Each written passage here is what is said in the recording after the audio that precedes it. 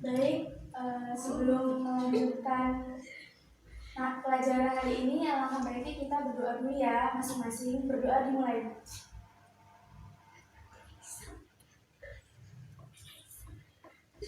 Berdoa selesai. Baik, di sini Ibu akan absen dulu ya. Hidayatul Abadah Hadir. Fahimah Zahra Rahmana Nisa Anggaini Laura Karisma Putri Elsana Putri Dio Fitriani Muhammad Ali Pramdani. Baik, di sini Ibu akan menjelaskan tentang pengertian dan pentingnya ikhlas dan taat. Pengertian ikhlas. Ikhlas berarti memurnikan niat hanya semata-mata mencari ridho Allah atau semata-mata menaati perintahnya.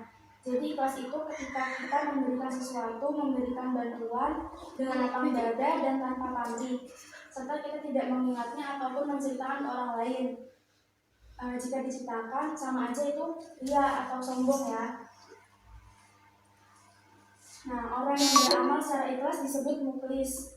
Niat yang ikhlas merupakan syarat amalan baik dan akan diterima Allah Subhanahu wa taala.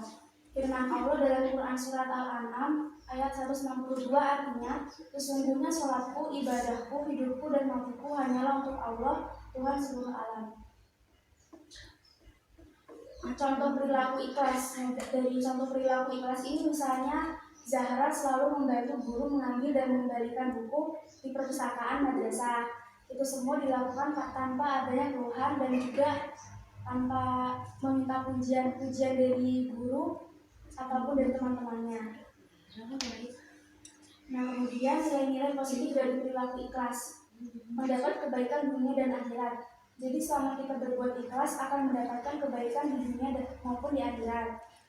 Terus menumbuhkan motivasi kuat. Jadi dengan ikhlas kita termotivasi untuk melakukan sesuatu tanpa pamrih, karena Allah akan menggantikan sesuatu saat nanti. Kemudian mendapat ridho Allah dan amalannya diterima Allah Subhanahu wa taala. Jadi jika kita sering bantu orang dan melakukannya dengan ikhlas, amalan kita akan diterima oleh Allah dan diberikan ridhonya. Kemudian cara membiasakan perilaku ikhlas, selalu ingat pentingnya ikhlas, karena amal yang dikerjakan tidak dengan ikhlas akan sia-sia dan rugi. Kemudian tetap melakukan ibadah walaupun mendapat celaan dari orang lain. Kemudian hendaknya ibadah yang kita lakukan diniatkan semata-mata karena Allah dan mengharap ridhonya, jangan karena ini dipuji oleh orang lain. Tidak merasa bangga jika perbuatan baiknya dipuji orang lain. Nah, kemudian pengertian taat. Taat artinya patuh, senantiasa melaksanakan segala perintah dan meninggalkan segala larangannya. Taat pada Allah dan Rasulullah SAW adalah senantiasa melaksanakan segala perintah Allah dan Rasulullah dan meninggalkan segala larangannya. Perintah Rasulullah pasti benar karena Rasulullah adalah manusia pilihan Allah yang terpelihara dari perbuatan dosa dan diberi tugas menyampaikan ajaran-ajaran Allah. Jadi taat itu ketika kita menjalankan sesuai dengan apa yang sudah ditentukan oleh Allah, baik itu yang diperbolehkan maupun tidak. Contohnya ketika kita menjalankan sholat merupakan sikap taat akan perintah Allah, sedangkan ketika kita menghindari untuk memegang anjing merupakan taat akan larangan yang diberikan.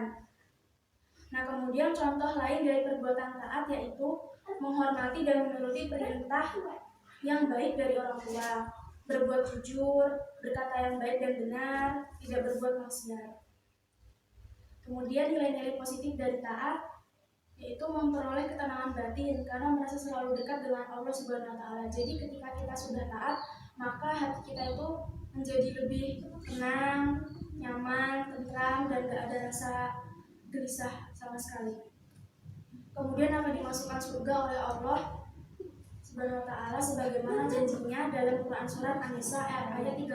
Artinya, barang siapa taat pada Allah dan Rasulnya, dia akan memasukkannya ke dalam surga-surga yang mengalir di bawahnya sungai-sungai.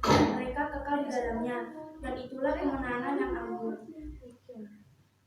Yang terakhir yaitu cara membiasakan taat pada Allah, melaksanakan perintah Allah Subhanahu wa taala, menjauhi larangannya, sholat 5 waktu sehari semalam, mengerjakan puasa Ramadan, mengeluarkan zakat, infak dan sedekah, menunaikan haji jika mampu, dan yang terakhir melakukan ibadah-ibadah lain dengan ikhlas karena Allah Subhanahu.